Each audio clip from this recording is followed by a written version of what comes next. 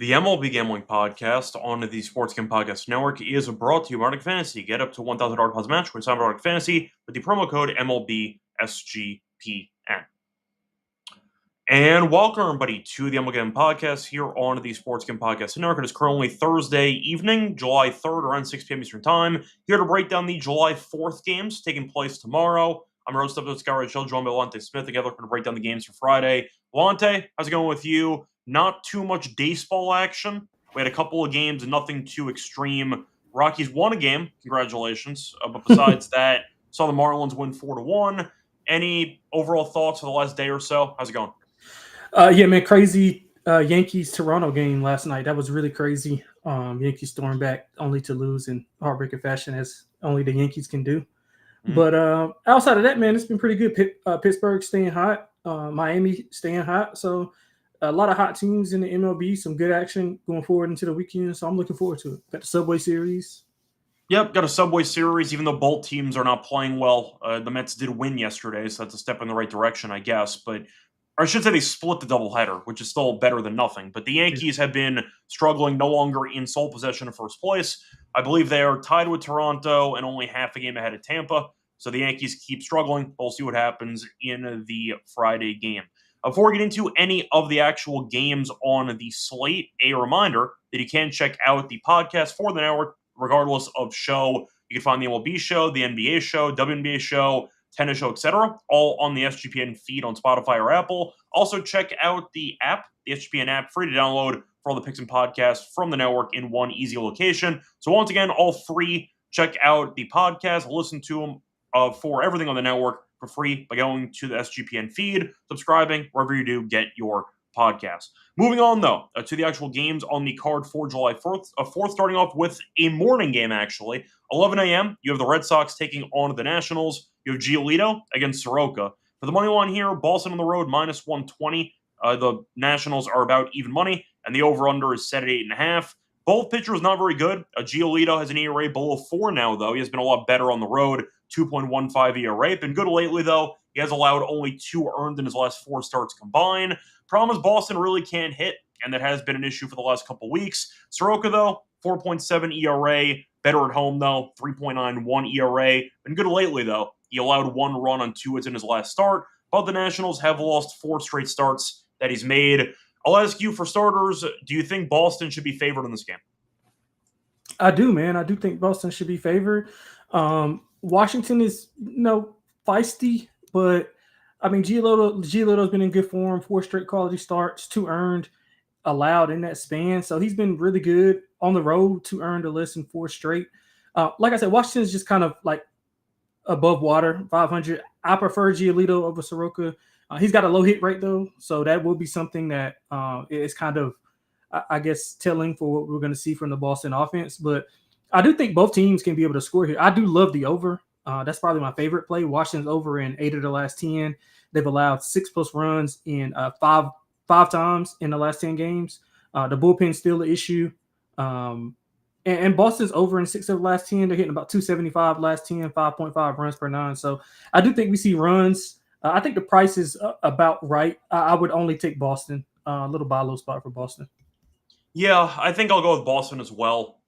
Even though I'm not the biggest Giolito guy, he has been better than Soroka. And the fact is, he has been in great form for the last month. So I'll go with Giolito as well for this game at a pretty cheap price. Moving on to the next game, matchup between the Reds and the Phillies. For this one, you have a matchup between Abbott and Luzardo. Phillies minus 160, Reds are plus 135. The over-under in this game is set at 8.5.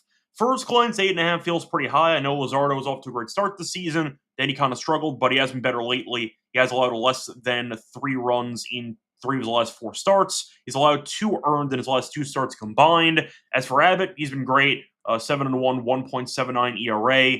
Phillies offense, though, woke up again because they got Harper back. They were able to win 3. They won 2 out of 3 against the Padres, but the offense has still been fine. They did score less than 6 runs in going through the actual numbers here. 5 of their last 5. They scored less than 6 runs. So they've been better offensively, but still not dominant per se. The thing is, I think Abbott's solid. I think Luzardo should be fine too. I like the under. I think 8.5 feels too high. Yep. Completely agree with you on the under. And you know what? I thought the price was a little bit too high. I mean, both pitchers really good. I mean, I think Abbott's been really good. I mean, one combined run in his last 4 road starts, one earned run or fewer in 12 of his 14 starts. So he's been probably a better of the two. The thing that I really don't like is Cincinnati is struggle. They struggle mightily against lefties. I think they're like under 220 versus lefties. And you talked about the Philly offense. Like they won back-to-back series versus Atlanta and San Diego after being swept by Houston. So that was a good indicator of how they're trending up. They were taking advantage of a little bit of a lesser schedule early on, but Bryce is back, like you mentioned. Offense has been quite hit or miss, but I think that has to do with fluctuating the lineups. They hit lefties well, contrast to what Cincinnati does. So I'm going to take Abbott first 5, but I do like the under. I think both pitchers can be able to go well. Cincinnati's under in 7 of their last 10.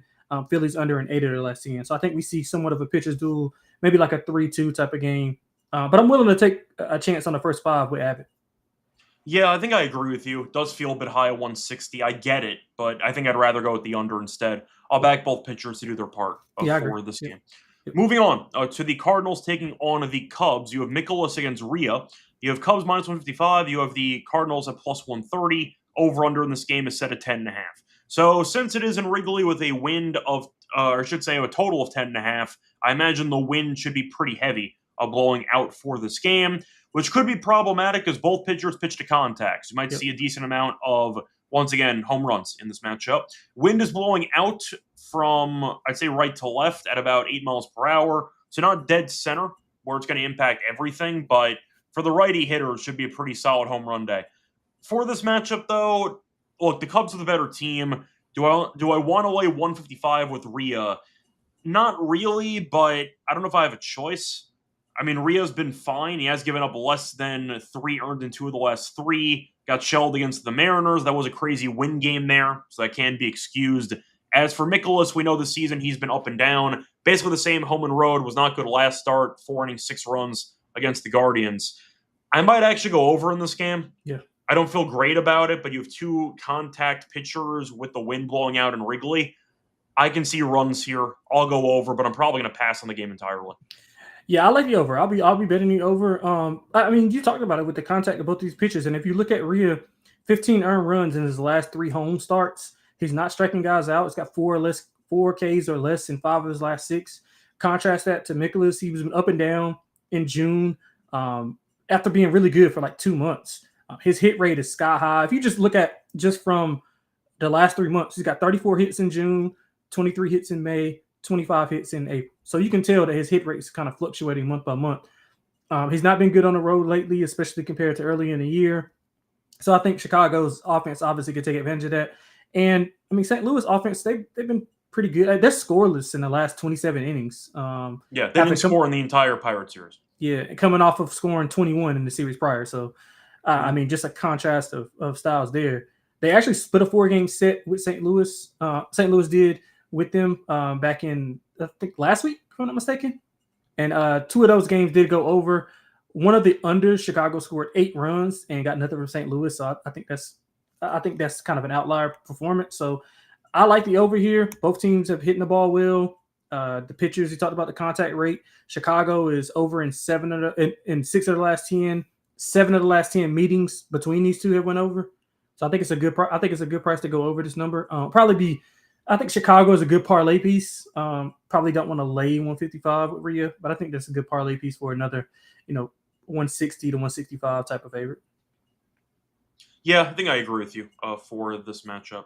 Moving on to the Subway Series, you have the Yankees taking on the Mets. Both teams not playing well, but the Mets did win a game yesterday. The Yankees came all the way back just to lose anyway. You have Stroman, though, pitching against we don't know for the Mets. As for the actual money line, we have the Mets, who are right now slight favorites, minus 112.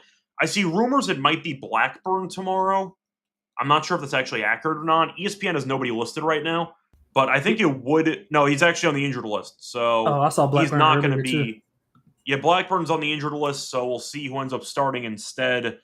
I have no idea. So keep that in mind. Stroman, though, has been really bad this season. However, he did end up being called up from injury last week, and he was actually pretty good.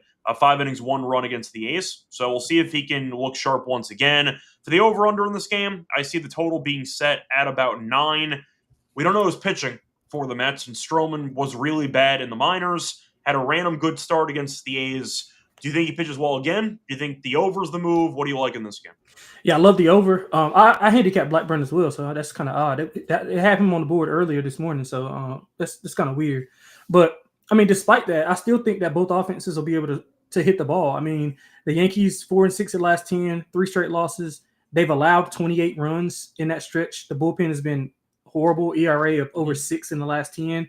And if you go over to the Mets side, I mean, their pitching has been a disaster over the last 10 as well. The ERA for all pitchers have been above 6. They've allowed 7+ runs in 4 of the last 5. They're not hitting the ball well, but again, I think they'll raise up their level here. And Showman's not got a lot of swing and miss stuff. He's only got 1 K in back-to-back starts. So he looked good against the A's. The A's are a competent offense, but I think we can all agree that the Mets offense is better. So I think we see some runs here. Hard to take a side without knowing who the Mets pitcher is, but over would be probably my favorite play of this game. The Mets are over in 7 of the last 10. So I think it's don't broke, don't fix it. I'll be on the overall series long for this. Yeah, I think I'd back the Mets anyway. I think that the Yankees offensively have been very up and down. They finally broke through yesterday, still lost the game. They can't close games. They can't field. They're not really a good base running team either. Very flawed. It's not a fluke that this team's divisional lead has evaporated in the last month or so. I'll go Mets in this game, and we'll go from there. Moving on to the next game, you have the Rays taking on the Twins. For this game, you have Littell against Paddock. Twins -115, Rays are -105. The over-under in this game is set at about 9.5 or 10. I'll go with the Rays in this one. Simply put, even though Minnesota's above 500 at home, I don't think they're a good baseball team. Littell's allowed a total of 2 runs in his last 2 starts combined. He's been solid. Paddock had a good start to the season. He's quickly fallen off a cliff. Last couple starts, he's allowed a total of 19 earned runs in his last 4 starts. It has been quite ugly. Tampa's the better team. They have the better pitcher right now. I think it's a good price. Give me Tampa money line. What was the number that you caught up? I saw -105. Oh, okay. So somebody bid it down. It was like +110 earlier. I grabbed the +110 when I saw that open. I thought that was ridiculous. I mean, Tampa's, man, I see even money if you want to shop around. Yeah, that's perfect. I mean, anything with a plus sign beside it, I think you have to. Tampa took 2 of 3 in the May series when they were not playing as well as they are now. They have cooled off a bit. They're about 500 in the last 10, but they've won 4 of the last 6 on the road. They're still hitting the cover off the ball, about 280 the last 10. Littell, 70 pitches, 1 earned run, 6 1/3 in the May start versus Minnesota. So he's been pretty steady all year. He has had some home run issues, 13 in his last 9, but he's decent on the road. I mean, I don't really trust Minnesota. I mean, 2 combined in the last 3. I think you brought that up. They're hitting 224 the last 10. Don't trust Paddock. A lot of contact allowed. If you mix in those numbers that I just talked about with the Tampa offense, I mean, I don't think that you can bet. I mean, I think it's too much value on Tampa here. Better team, better pitcher. Minnesota's lost 10 of their last 14 at home. I think this is a good spot for Tampa to get right. So I like Tampa at plus money. Anything with a plus sign beside it, I think you got to take Tampa. Yeah, I agree. Moving on to the next game, a match between the Pirates and the Mariners. You have Castillo against Falter. For the actual lines in this game, I don't see anything because there's a chance that Castillo doesn't go, and it's actually Wu. I know Wu was allegedly supposed to go today. They got Evans going today. So maybe Wu's going to go tomorrow, but either way, we have no lines. So I'll ask you, Pittsburgh has been in better form lately. Fluky, or have they turned a corner? I think a little bit of both. You got to give the interim manager a lot of credit, man. He got them playing a lot better. Maybe it's a little bit of both, but they've been playing well. A lot of their success has come at home, though, and that's something that I was looking to fade in this specific series. I'm looking to bet on Seattle this entire series. They've won. So basically, they've won 8 of the last 10. Pittsburgh, that is. The offense has been picked up. It's been consistent. They've scored 5+ runs in 7 of the last 10. They went 7-0 when they scored those 5 runs. A lot of that success just has been at home. 6 of those wins were at home. If you look at their last 28 road games, they're 7-21. So I think Seattle's going to be playing well at home. This is a good spot for Seattle. 6-4 of the last 10. They hit righties pretty well. So I'm going to look to take Seattle at home regardless of who's pitching. Price dependent, of course, but I'll be looking to take Seattle in the series for a decent amount. Yeah, I want to see what the price opens up at. Yeah, that's I'll what go from there. But Pittsburgh's been good. I'll give them props to it. The pitching's been great, so I'll see if they can keep that rolling in this game. I don't mind the under. Looking at the actual matchup, whether it is Wu or Castillo, I'd prefer Wu. I'm pretty out on Castillo, but Falter's been fine. I think it could be a low-scoring game. I'll go with the under, assuming the line is not too low. Before we get into the remainder of the card for Friday, I'm brought to you by Circa, because they're still hosting the Circa Millions and Circa Survivor contest. If you think you know ball, you can prove it.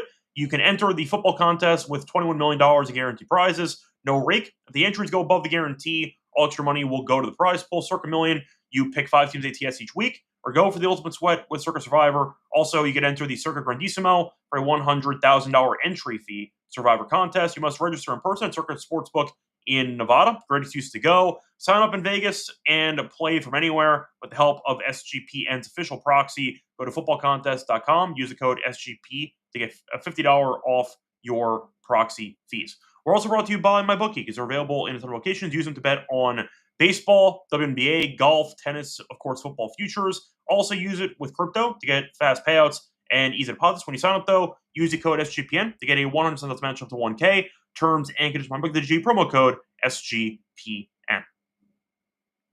Welcome back, everyone, to the MLB Gambling Podcast. With the first couple games on the card for July 4th, time to move on into the next game. Moving on to the matchup between the Rangers and the Padres. For this game, you have Rocker against Vasquez. You have Padres minus 120. Rangers are even money, and the over-under in this game is set at about 8.5. Juice, though, to the over. Rocker has been quite bad this season. His numbers suggest that he has been getting shelled a lot, as he has a 6.13 ERA.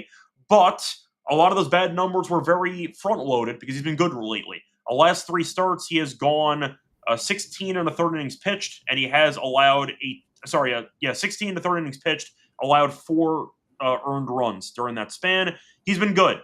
Now, Vasquez has been fine. I feel like he's been pretty underrated this season. 3.84 ERA. He has been getting worse, though. Last 3 starts, he has allowed 9 earned, so he has been struggling a bit lately. Rocker, though, has been good. You're looking at what could be a low-scoring game because Texas can't hit. I like the under in the game.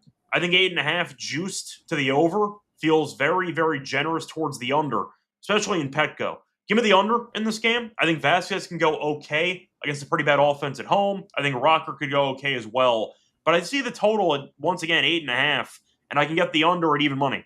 I see plus 102 on DraftKings. Give me the under 8.5. What do you got for us for the number? Is San Diego favorite still? San Diego, I see minus 116 as the shortest number. Okay, I see Texas at around even money.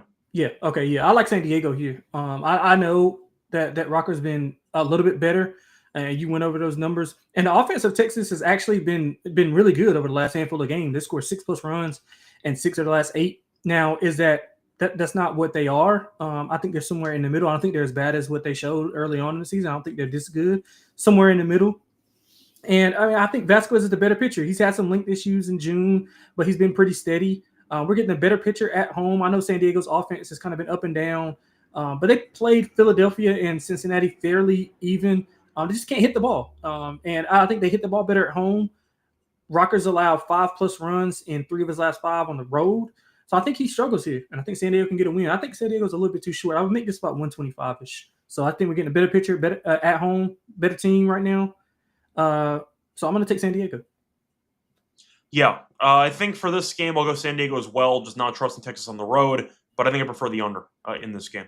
Moving on to the Angels taking on the Blue Jays. For this game, you have Hendricks against Lauer. For the lines in this game, I see nothing. So we have no lines here. We're assuming Toronto will be a decent favorite because the Angels are not as good as Toronto, and Toronto's been in good form. They're tied for first place. Now, they're also 28-16 at home. Angels are 1 under overall and 1 under on the road. Good for them hanging in there.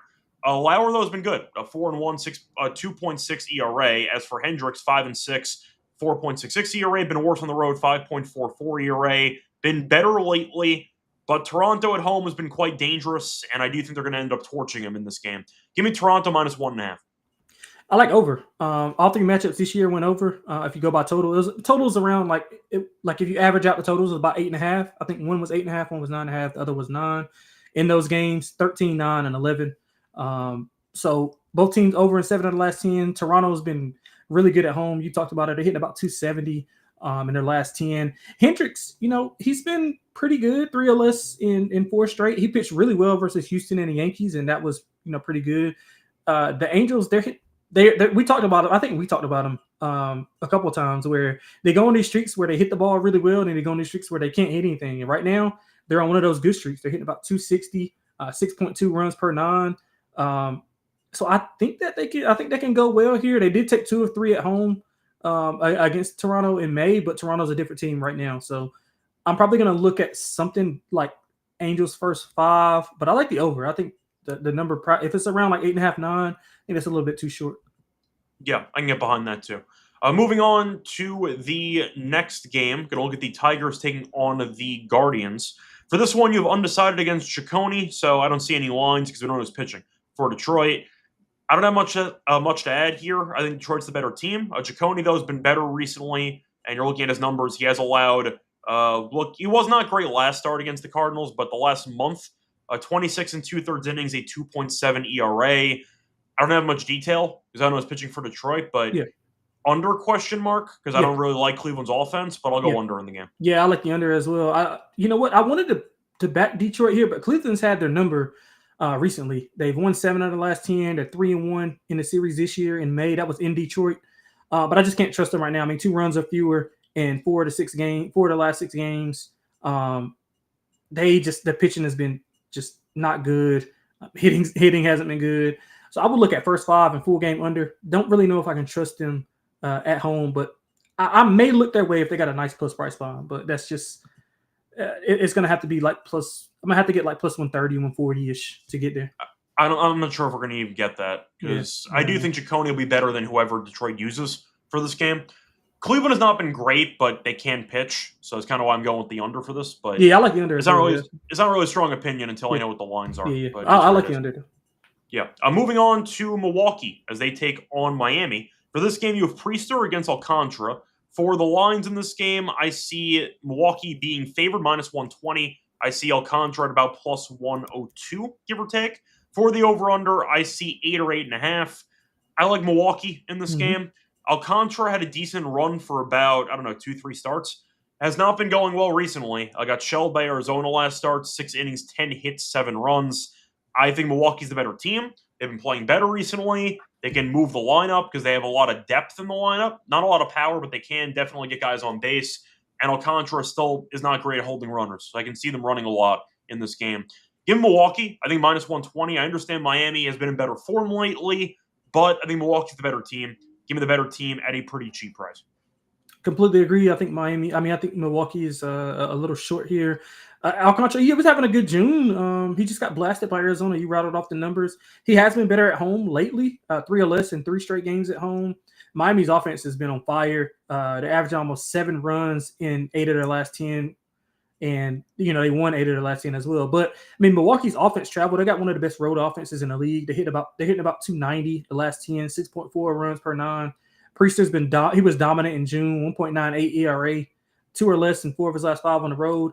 I just think Milwaukee is too good. Like I like them because they don't rely on a lot of like home runs. They can like beat you in multiple ways. And if they have the home run ball, then they just have it. That's just added fire to the fuel to the fire. But I like Milwaukee. I think Milwaukee is a little bit short here. I would make this about 140 to be honest with you. But I understand it with how well that Miami is playing right now. But again, I just think this is a little bit too cheap for one of the best road offenses in the league. I understand it too, but Alcantara's not been good all season. So I'm not going to react to the current win streak and ignore his pitching in this game for Miami because we saw Alcantara piece it together for, as you said, maybe a couple weeks or a month. But he got shelled by Arizona. We know he's been shelled a lot this season, and Milwaukee can frustrate him. So I think that's going to be a problem for the matchup. So give Milwaukee in that one. Moving on to the Orioles taking on the Braves, 2 teams who have had seasons to forget up to this point. You have Morton against Strider. Braves are minus 175. Orioles are plus 145, and the over-under in this game is set at around, I see 9 for this game. So Strider's been better lately. His record's not great. His ERA's fine, though, 3.86. Last couple starts, though, he's been solid. He has allowed 6 earned in his last 4 starts combined. He's faced off against good teams as well, Mets twice and the Phillies, so good competition. The one weak spot he faced in the actual schedule was the Rockies. 6 innings, no runs, 13 strikeouts. So he's been pitching well lately. Morton's been okay, but I'm still not a fan. Atlanta minus 1.5, but I'm not happy about it. Maybe Atlanta first 5 minus half a run, but I'd rather have Strider over Morton, even though I can't stand either team. Yeah, Morton's been good as of lately, man. 4-1 the last 5 appearances, 2.88 ERA. Atlanta, man. I can't figure. Yeah, I can't figure them out. I have under with a question mark written down. I don't really trust their offense. They're 2-3 in their current homestand. They've just been inconsistent. They scored 1 run or fewer in 4 of the last 6. The starting pitching has been horrible. 5.61 ERA in the last 10. Bullpen has been excellent though. The starting pitching has to be better. Maybe a first 5 under is what I was looking at. So I maybe split a unit and go first 5 under and full game under. But I don't really have a ton of faith in Atlanta to lay the 1.5 or to bet them on the money line. Yeah, I don't really feel great about it either, but we talk about every game. So I'm not going to bet this game because I don't want to put any money on the Braves. So yeah, I might bet the under. Maybe if you want to go for Strider, under-earned runs, just back him by himself. I don't mind that. Ignore everything else in the game, but I think he'll pitch well in this matchup. Moving on to the White Sox against the Rockies. So you have a full tank pull for this game, or for the series. For this one, looking at the actual pitching matchup, I'll tell you right now, it's not going to be a good one because you have 2 teams involved who are not any good. But you have Hauser, who actually is very good, against Sanzatella, who stinks. The White Sox minus 120. Rockies are even money off a win against Houston. For the over-under in this game, I do see the line being set at 11. I'll go with the White Sox here. Sanzatella, we know, has been probably the worst pitcher in the league. A 6.69 ERA. Last start, 4 1/3, 5 runs against Milwaukee. He had a decent 2-start stretch. Besides that, though, it's been just a horror season for him. Hauser, though, has been very solid. He's a ground ball pitcher, so I do like that in Coors Field, and that actually translates well to his skill set. Give me the White Sox in this game. Yeah, I'm glad you brought up the ground ball stuff because I like the under. I would probably parlay the White Sox with the under because I think that Hauser will go well enough to where they're able to not score a ton of runs or not be able to give up a ton of runs with the bullpen. But if he can go, 6 innings, I think he'll be fine here to go under. The White Sox offense has been like really, really poor on the road. They're under 220. They're hitting under 210 the last 10 overall. I don't really trust Colorado's offense as well. So 2 bad teams, a really good pitcher and a really bad one. So I'm going to split it down the middle and take the under. Yeah, I don't need an excuse to fade the Rockies or Sanzatella. But if you want to hand me minus 120, I'm going to take it. Like, I feel like Sanzatella blindly the opponent should be minus 140 or higher because he's that bad of a pitcher. I would lay 1.5 with the first 5, to be honest with you. I don't mind that either, but Sanzatella stinks, so I'll fade him in this matchup. Moving on to the Astros against the Dodgers. Now, for this one, you have McCullers against We Don't Know. Congrats to Kershaw for getting to strikeout number 3,000, but we don't actually know his pitching for the Dodgers in this game, so we'll go from there. I have lines, though. Dodgers, without knowing who's pitching, is minus 174. You have the Astros at plus 146. For the over-under, I see 9. Now, McCullers this season has had a pretty weird go of it because he's 1-3 with a 6.61 ERA. He was starting off the season decently. Then he got shelled his last 2 outings, 8 1/3 innings pitched, 12 runs, 4 home runs, and 8 walks. Not good. Now, we saw Muncy get hurt for the Dodgers, so that could be concerning. I'll ask you, though, for this game, because McCullers stinks, but we know he's pitching for the Dodgers. The run line for the pitcherless Dodgers in this game is plus money. If you want to go for that approach, you can find that at plus 112. What do you like in this game? Because we know he's pitching on one side, and McCullers has been really bad on the other side. Yeah, I'm going to just pass this one just because I want to bet the Dodgers, to be honest with you, because I think the Dodgers rise up when they play, quality competition, especially at home. They've been taking advantage of a weak schedule. They've won 8 of the last 10, and they haven't really got healthy yet. So I do think that they're kind of going to ramp up after the All-Star break when they get some of these guys back. But in this spot, I do like the Dodgers. I mean, I can't put my money on it because I don't know who's pitching, and that number could drastically drop if the wrong person is pitching. So I'm going to stay away. But I do. If I had to make a bet, it would be the Dodgers. Yeah, I think I agree, but it's tricky when you're laying 170 and not knowing who's actually pitching for the team in this game. So exactly. Maybe I'll go with McCullers' earned runs instead. I'll avoid the Dodgers pitching entirely. I'll fade McCullers and I'll pick him to get shelled. That might be my approach for this. So I don't mind McCullers maybe over 2.5 earned in this game. Assume that is the number. Okay, that's fair. It could be 3.5. I doubt it. So probably a juice 2.5. I'll take that approach for this game. Moving on to the matchup between the Royals and the Diamondbacks. For this game, you have Bubic against Erod. For the lines in this game, we, by the way, do not have lines on the final 2 games of the card, so apologies there. But we have no lines on this game. Now, Bubic has been the better pitcher so far this season, 6-6, 2.25 ERA.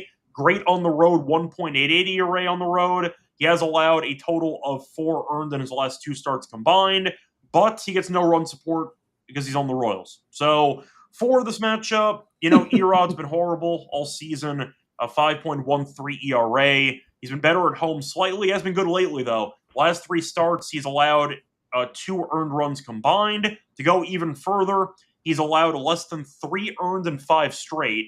Last 5 starts, 27 to 30 innings pitched, a 1.98 ERA. So he has turned it around a little bit. I like the under in this game. I'll actually back Erod. The Royals are the worst scoring offense in the league. They can't score. I think Bubic should go okay, and I think that you're going to see a lower scoring game. Total should be high because it's in Arizona, so you're not going to see a total of 8. Should probably be 8.5 or 9. I think it's too high. Give me the under in this game.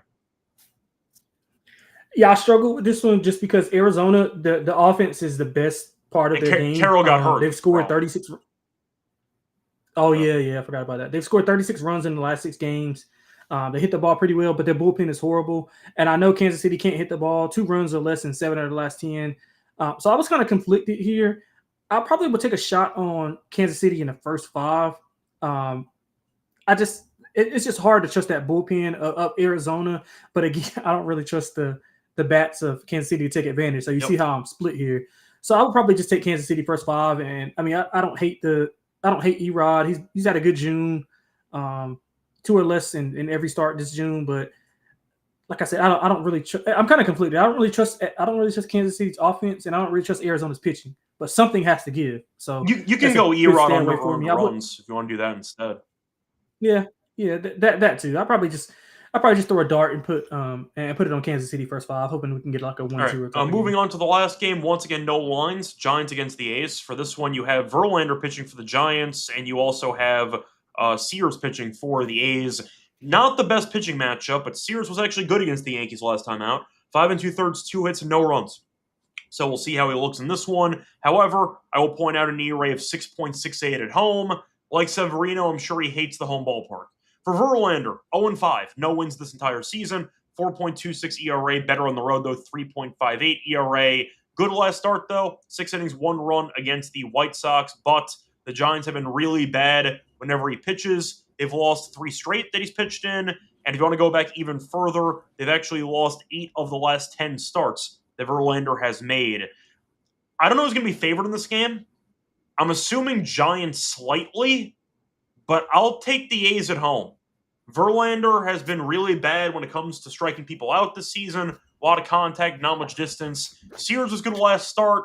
Maybe he'll struggle as well. Maybe the over's the move. But I see the A's having some value potentially on the money line in this game, assuming Verlander is priced as the arguably better pitcher than Sears. Give me the A's at home, but I'm not happy about it.